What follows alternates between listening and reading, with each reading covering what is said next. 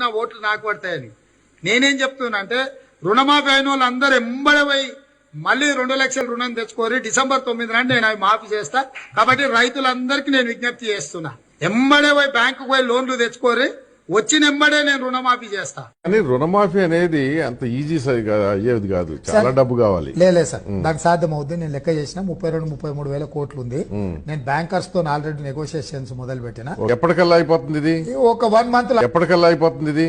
ఒక 1 మంత్ లో. ఎన్నికల్లో మీకు ఇచ్చిన ప్రతి హామీని అమలు చేసే బాధ్యత మాది. రైతులకు 2 లక్షల రూపాయల రుణమాఫీ మీద కూడా బ్యాంకుల అందరితో చర్చలు చేస్తున్నాం. తొందరలోనే మీకు మంచి శుభవార్తను చెప్పబోతున్నాము. రైతు రుణమాఫీ నేను చేయలేకపోయినా, అందుకే ఈ నారాయణపేట గడ్డ మీద నుంచి తెలంగాణ రైతాంగానికి 69 లక్షల రైతులకు నేను మాట ఇస్తున్నా. ఆగస్టు 15 తారీఖు లోపల 2 లక్షల రూపాయల రైతు రుణమాఫీ చేసి తీరుతా.